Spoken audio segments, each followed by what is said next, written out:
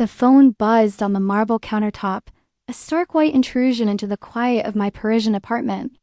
The glow of the screen illuminated the half-packed suitcase at my feet, a mess of silk and linen for a client's wedding in Santorini I was due to fly to tomorrow.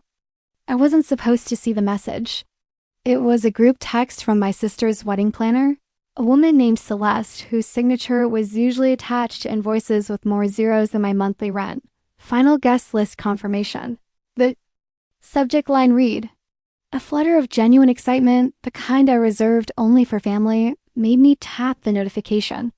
Isabel's big day was finally here. My eyes skimmed the alphabetized names, a professional habit from years of managing these. Very list for strangers. Anderson, Black, Harrington. I scrolled through the names once, then again, slower this time, my thumb pausing on the screen. A cold knot began to tighten in my stomach. Peterson, Reynolds, Vance. My name wasn't there. Nia Vance.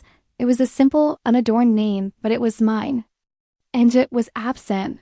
I stared at the screen, the bright light burning into my retinas, thinking maybe I'd missed it in a moment of careless scrolling. Maybe it was under V for Vance, or perhaps they'd filed it incorrectly under Ember. But no, the space where my name should have been was just that, an empty, silent space in a list of 200 people. The hum of the refrigerator suddenly seemed deafening. This had to be an error. A catastrophic, last-minute clerical error. My fingers, usually so steady when negotiating with temperamental Venetian florists, trembled as I typed into the group. Thread. Hey, I think there's been a mistake. I don't see my name. The 3 dots appeared immediately, a pulsing ellipsis that felt like a countdown. Seconds later, a private message from Isabel lit up my screen, bypassing the group. Entirely, her reply was not an apology, not an explanation of a glitch. It was a dismissal. It's not a mistake, Mia. We had to make some difficult cuts to the list. I hope you understand. Understand? The word echoed in the hollow of my chest. I understood the mathematics of venue capacity. I understood the politics of plus ones and distant relatives. But this was the final stark clarification of a truth I had spent a lifetime quietly suspecting. That was the moment the last fragile thread of denial snapped. I wasn't family, not really. Not in the way that guaranteed a seat at the table without conditions. I was a convenience. A free, on-call wedding consultant. A shadow that smoothed the path for the golden child to shine. And as I looked from my sister's cold text to the open suitcase filled with the tools of my trade built on crafting belonging and celebration for others, something inside me solidified, cold and unyielding. That was about to change. Mia, it's not personal.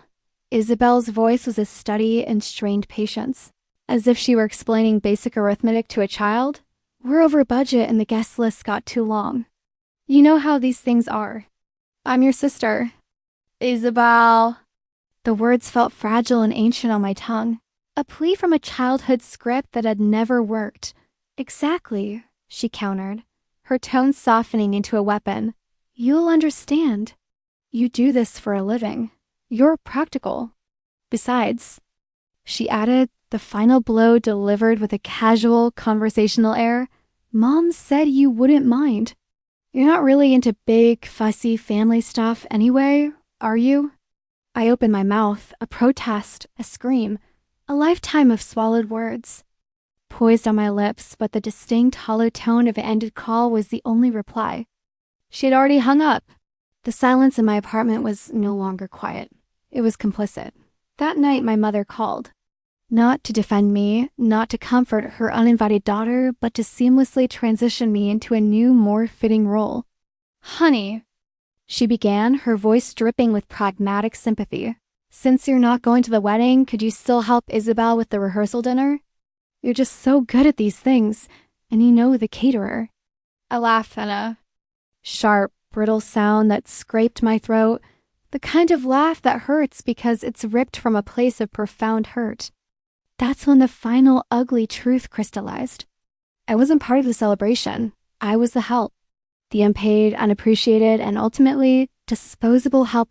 So, with the taste of that painful laughter still in the air, I decided to plan my own event.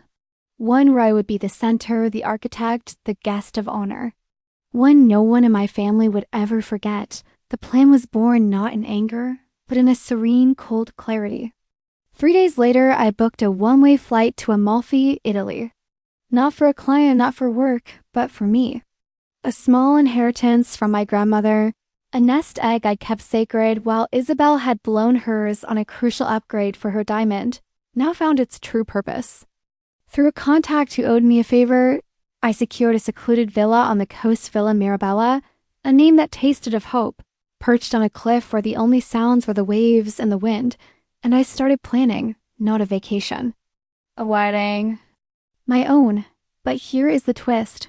The secret I had clutched to my chest like a lucky charm.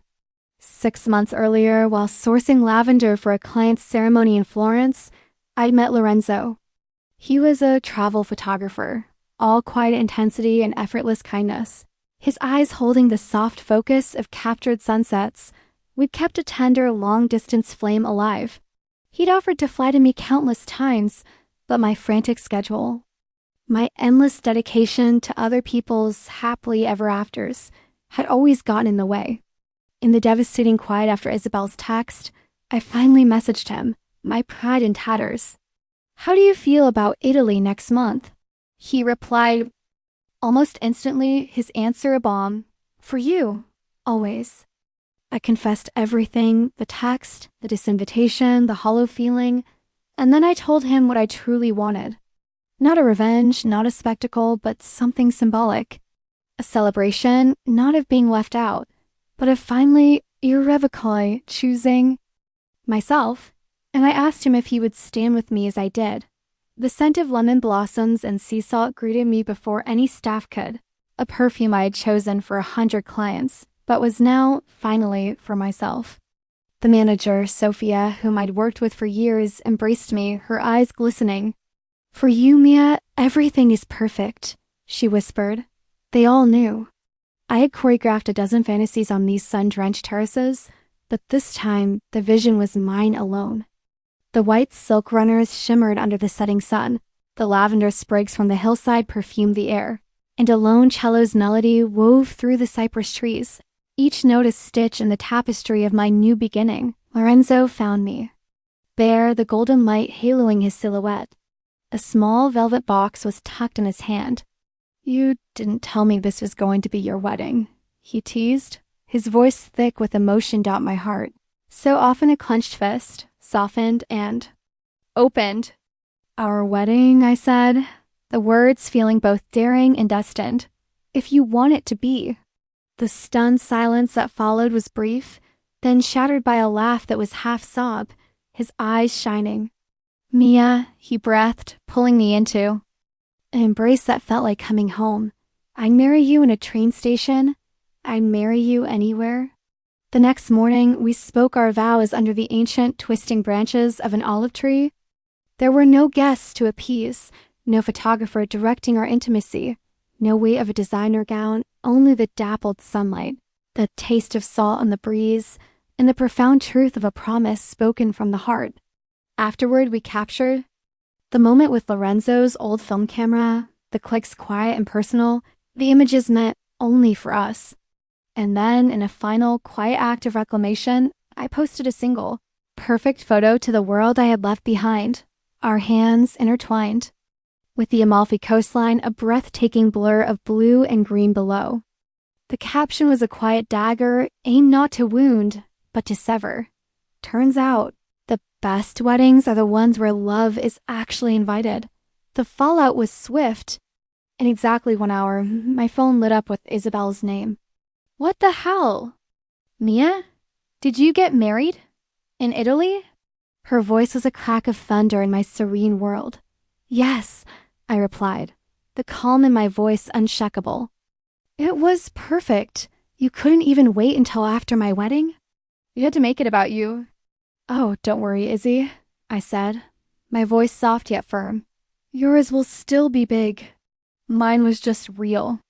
Then I hung up, the silence. That followed more powerful than any retort. 2 days later, a different buzzing began, a chorus of messages from extended family. The truth was out.